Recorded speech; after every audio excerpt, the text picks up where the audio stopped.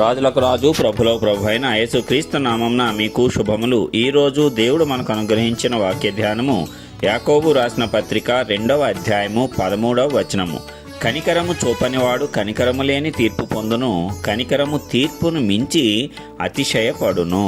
ప్రియులారా, ఈ వాక్య ధ్యానాన్ని మనం పరిశీలించినట్లయితే కనికరము చూపటము అనేది దేవుని యొక్క స్వభావ లక్షణము. ఆయన మన అందరిపైన కనికరము చూపుతున్నాడు. లేకపోతే మనము చేస్తున్నటువంటి ఘోరమైన పాపముల నిమిత్తము, ఘోరమైన దుష్కార్యముల నిమిత్తము మనము ఎప్పుడో నశించిపోవలసిన వారము. అయితే ఆయన కనికరము చూపిస్తున్నాడు. మనము నశించిపోవుట ఆయన చిత్తము కాదు. ఆయన లోకమును ఎంతగానో ప్రేమించుచున్నాడు. అంటే లోకములో ఉన్న వాటిని కాదు గాని లోకములో నివసించుచున్నటువంటి మనుష్యులను ఆయన ఎంతగానో ప్రేమిస్తున్నాడు. ఆయన తన స్వరూపంలో తన పోలిక చొప్పున నరులను చేసుకొన్నాడు. కాబట్టి ఆయన ఆ మనుష్యులను నరులను ఎంతగానో ప్రేమించుచున్నాడు. అందుకే వారు రక్షింపబడాలి అని కోరుకుంటున్నాడు తప్పిస్తే నాశనం అవ్వాలని ఏమాత్రము ఆయన కోరుకోవటం లేదు.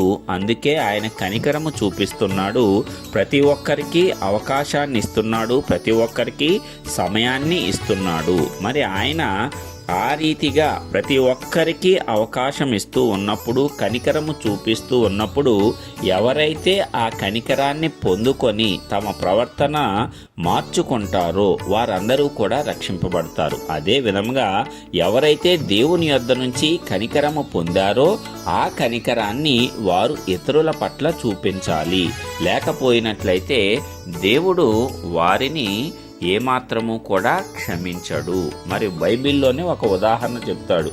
ఒక వ్యక్తి ఒక అధిపతి దగ్గర కొంత అప్పు ఉంటాడు. అతను చెల్లించటానికి ఏమీ లేనప్పుడు వెళ్ళి అతన్ని వేడుకుంటే, నాకు కుటుంబము ఉన్నది, పిల్లలు చిన్నవారు కాబట్టి నా ఎడల కనికరము చూపమంటే, మరి ఆ అధిపతి కనికరము చూపించి నీ యొక్క అప్పు అంతా కొట్టివేస్తున్నాను, నీవు నాకేమీ చెల్లించని అవసరం లేదు అని చెప్పి అతనికి విడుదల అనుగ్రహించడం జరుగుతుంది. అయితే ఈ వ్యక్తి ఆ కనికరము ఆ అధిపతి యొద్ద పొందుకొని వచ్చి కూడా ఇతనికి వేరొక వ్యక్తి కొంచెము మాత్రమే ఇవ్వవలసి ఉంటే అతన్ని మాత్రం వదిలిపెట్టడు. కడపటి కాసు వరకు నాకు చెల్లించాల్సిందే అని హింస పెడతాడు. మరి ఆ రీతిగా ఇతను ఆ వ్యక్తిని హింసిస్తున్నట్టు తెలుసుకున్నప్పుడు అతని యొక్క అధిపతి తీసుకొని వచ్చి, నేను నీ ఎడ్ల కనికరం చూపించాను కదా, అలాగే నీవు కూడా అవతలి వ్యక్తి ఎడ్ల కనికరము చూపించాలి కదా, లేకపోయినట్లయితే నీవు కూడా అదే విధంగా కడపటి కాసు నాకు కూడా చెల్లించాలి అని అతన్ని చెరసాలలో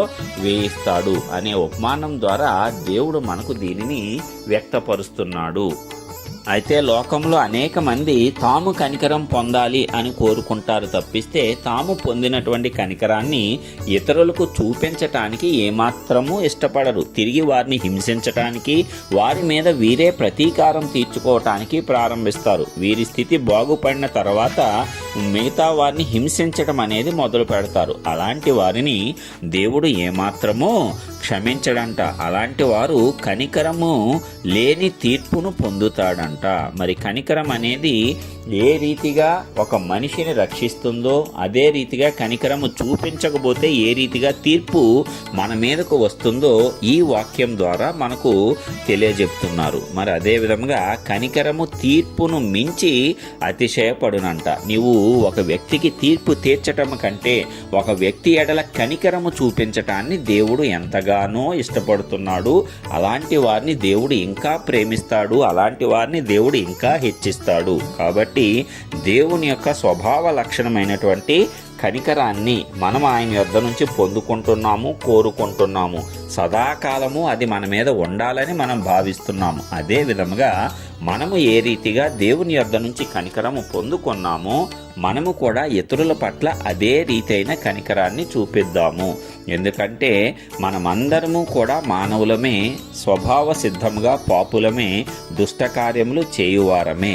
నీతిమంతుడు ఒక్కడునూ లేడు అని లేఖనం ఎలాగ చెప్తుందో వారి క్రీస్తును నమ్మిన వారే నీతిమంతులు, ఆయన రక్తంలో కడగబడిన వారే నీతిమంతులు తప్పిస్తే మానవునిగా పుట్టిన ఏ ఒక్కరూ కూడా స్వతహాగా నీతిమంతులు కారు. కాబట్టి అలాంటి మానవులపైన కనికరము చూపించాల్సిన బాధ్యత తోటి మానవులుగా మన మీద ఉన్నది. ఎందుకంటే దేవుని యొద్ద నుంచి మనము కనికరాన్ని పొందుకుంటున్నాము. కాబట్టి తప్పనిసరిగా మనము పొందిన ఆ కనికరాన్ని ఇతరులకు కూడా చూపించాలి. అది దేవుని యొక్క నియమము.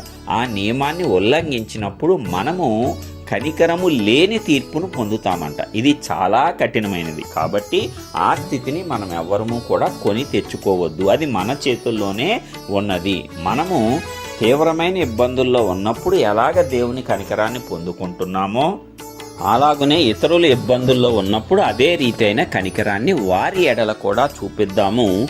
దేవుని ఎడల మనము కూడా ఆ కనికరాన్ని పొందుకొని నిత్యమైనటువంటి కనికరములోనికి మనము కూడా నడిపింపబడదాము. ఈ రీతిగా మనమందరము కూడా కృపతో జీవించటానికి ఆ పరిశుద్ధాత్మ దేవుడు మనందరికీ శక్తినివ్వాలని, మంచి హృదయాన్ని ఇవ్వాలని యేసయ్య నామమున ప్రార్థించుచున్నాను. ఆమేన్.